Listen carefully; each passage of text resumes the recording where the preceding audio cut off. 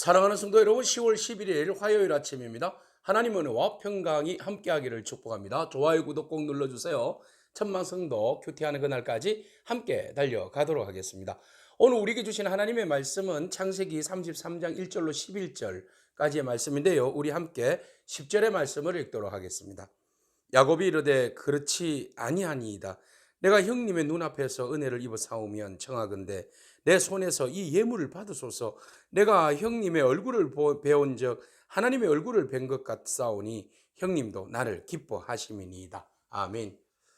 한때, 두때, 셋때를 보내고 난 다음에 야곱이 야복 강가에서 밤새도록 고민에 빠졌죠. 그래서 천사와 씨름하면서 결국은 하나님으로부터 야곱이라는 이름 대신에 이스라엘이라는 이름을 선물로 받게 됩니다. 은혜를 경험한 것이죠. 그래서 이제는 남의 발목이나 잡고 남을 속이고 덩쳐먹는 그런 인간에서 하나님의 다스림과 통치하심을 받는 사람으로 변화가 된 것입니다. 이건 전적으로 하나님의 은혜입니다.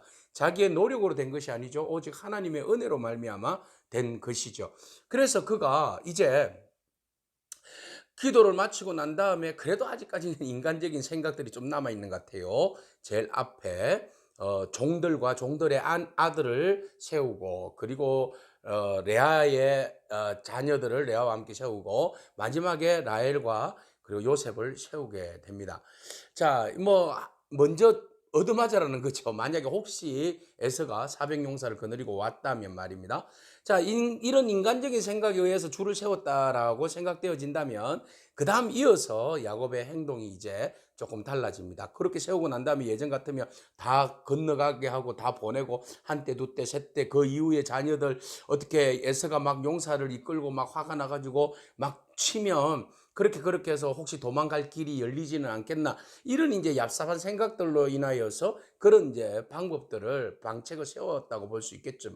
그리고 제일 마지막에 자기가 섰다고 할 수 있겠죠. 그런데 오늘 본문에서 3절에 보면 자기는 그들 앞에서 나아가되 이렇게 되어 있어요.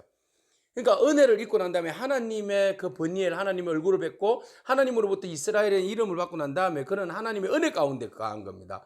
그래서 내 삶의 모든 주관자는 내가 아니라 하나님의 손에 의해서 하나님의 이끄심에 따라서 내가 이때까지 살아왔고 살아간다는 사실을 이제 깨달은 것이죠. 그래서 지금도 내가 인간적인 방법으로 수를 써봤자 하나님의 은혜가 아니면 나는 죽은 목숨이고, 여기에서 하나님께서 은혜를 베풀어 주시면 나는 여기에서 살아날 수 있다는 것을 확신한 것입니다.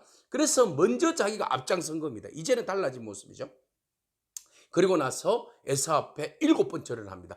7번 절을 한다는 것은 고대 근동 지방에서 왕 앞에서 완전히 굴복하고 순종한다는 의미입니다. 항복한다는 의미입니다. 그래서 에서 앞에 나가서 납작 절을 막 7번 하는 거예요. 자, 7번 절할 때에 하나님께서 에서의 마음을 움직여 주시는 거죠. 에서의 마음을 움직여서 얘가 이제 제대로 나한테 굴복하는구나, 성복하는구나, 얘가 좀 달라졌구나 라는 것을 깨닫게 되는 거죠. 그래서 에서가 바로 야곱을 끌어안고 입맞추고 웁니다. 세상에 어떻게 이런 일이 벌어졌을까요?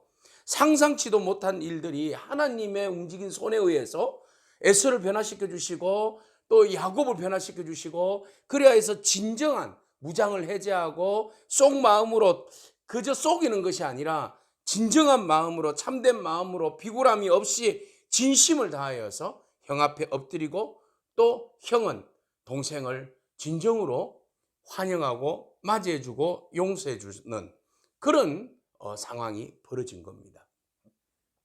이 모든 것들이 하나님의 은혜입니다. 형님은 이제 야곱에게 있어서 경쟁 상대가 아니라 진정으로 사랑하고 섬겨야 할 대상이었습니다. 그리고 형 앞에 엎드린다는 것은 내 힘과 내 노력으로 내가 형을 보다 높은 입장에서 살고자 했지만, 그러나 나는 형을 넘어설 수는 없습니다. 형 앞에 저는 동생일 뿐입니다. 이런 마음의 자세로 간 거예요. 그리고 난 다음에 형이 달려와서 끌어안고 난 다음에 막 입맞추고 울고, 그러니까 그 자기가 데리고 온 그 자식들과 여인들을 다 차례대로 인사를 시킵니다. 막 절을 하게 합니다. 그러니까 에서가 야곱에게 묻습니다. 이 다 누구고 이러니까 하나님이 주의 종에게 은혜로 주신 자식들입니다. 네, 여기에서 이제 등장하는 것이 은혜입니다. 하나님의 은혜로 하나님이 나에게 이렇게 자식들을 주셨습니다. 그리고 나서 또 이렇게 선물을 보내줍니다. 8절에 에서가 또 이르되 내가 만났을 때 내가 가는데 뭔가 이렇게 막 소와 양과 염소들이 한때 두 때 세 번이나 나에게 와서 이거 막 주던데 이건 또 다 먹고 이렇게 묻습니다. 그러니까 또 야곱이 뭐라고 이야기합니까? 내 주께 은혜를 입으려 함이니이다. 이 모든 것들 통해서 주께 형님을 주라고 이야기해요. 몇 초 차이 난다고 태어날 때 이제 형님을 진정으로 주라고 이야기하고, 예, 형님한테 하나님 주신 은혜를 입었고 이제 형님한테 은혜를 입으려고 합니다. 이런 이야기를 하는 거예요. 진심에서 우러난 이야기입니다. 그래서 에서가 야곱의 이 진심된 마음을 받아들여요. 그래서 에서는 이야기합니다. 아유, 야, 이건 내 받지 않아도 된다. 나도 이미 뭐 내 먹고 살만은 하다. 예, 먹고 살만한데 내 이거 뭐 동생 거 받아가는들 내가 쏘기 편하겠냐? 안 받겠다. 거둬라. 이렇게 이야기를 합니다.